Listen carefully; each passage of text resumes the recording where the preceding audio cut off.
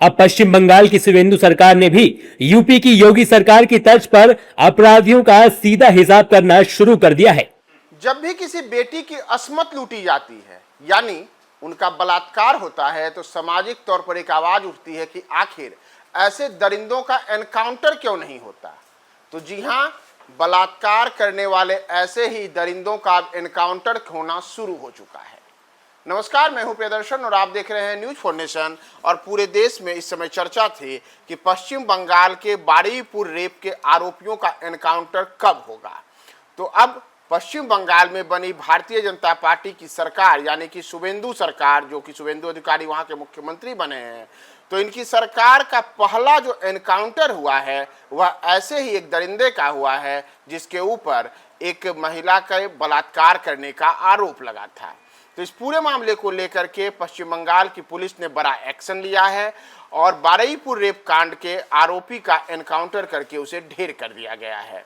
Police ने इस पूरे मामले के बाद जो आरोपी हैं उन आरोपियों को लेकर के जो सीन रिक्रिएशन करने के लिए गई थी, उसी दौरान बताया जा रहा है कि पुलिसकर्मियों की बंदूक छीन करके आरोपी ने पुलिसकर्मी पर ही गोली चलाने की कोशिश की। तो यानी कि बलात्कार का जो दरिंदा आरोपी था उसके मकसद किस किस्म के थे कि वह पुलिस से भी नहीं डर रहा था और पुलिस की बंदूक छीनकर उस पर ही गोली चलाने के लिए आगे बढ़ा। तो अंततः पुलिस ने उसे एनकाउंटर में ढेर कर दिया। तो पश्चिम बंगाल में इस पूरे मामले में किस प्रकार से पूरी घटना को अंजाम दिया गया है, हम आपको पश्चिम बंगाल से विशेष रिपोर्ट के साथ छोड़े जाते हैं। क्या बंगाल में भी अपराधियों के खिलाफ वही एक्शन शुरू हो गया है जो उत्तर प्रदेश की पहचान है? जवाब है हां। अब पश्चिम बंगाल की शिवेंदु सरकार ने भी यूपी की योगी सरकार की तर्ज पर अपराधियों का सीधा हिसाब करना शुरू कर दिया है। बारुईपुर रेप और मर्डर केस के मुख्य आरोपी प्रभास मंडल को बुधवार तड़के पुलिस एनकाउंटर में मार गिराया गया। पुलिस के मुताबिक मंगलवार और बुधवार की दरमियानी रात को आरोपी प्रभास मंडल को घटनास्थल पर क्राइम सीन रिक्रिएशन के लिए पुलिस लाई थी। इसी दौरान आरोपी ने अचानक एक पुलिसकर्मी का हथियार छीनकर पुलिस टीम पर एक राउंड गोली चला दी और मौके से भागने की कोशिश की। जवाबी कार्रवाई में पुलिस की ओर से की गई फायरिंग के दौरान आरोपी गंभीर रूप से घायल हो गया, जिसे तुरंत बारुईपुर अस्पताल ले जाया गया, जहां डॉक्टरों ने उसे मृत घोषित कर दिया। जिस प्रभास मंडल का एनकाउंटर हुआ वो उसी जघन्य वारदात का मुख्य आरोपी था जिसने 4 जुलाई को नाबालिग लड़की के साथ दुष्कर्म कर उसकी हत्या कर दी थी। एनकाउंटर के बाद बंगाल की सियासत भी गर्मा गई। टीएमसी सांसद सौगत रॉय ने पुलिस की कार्रवाई पर सवाल उठाते हुए कहा कि अब बंगाल में भी उत्तर प्रदेश की तरह एनकाउंटर कल्चर शुरू हो गया है।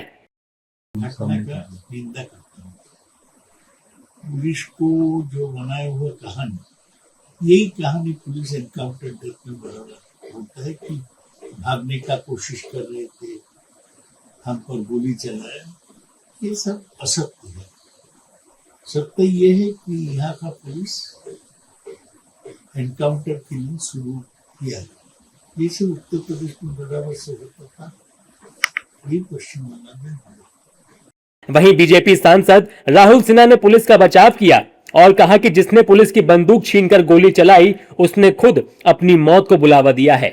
देखिए, कोई खुद मौत चाहेगा तो मौत तो उसके पास आएगा।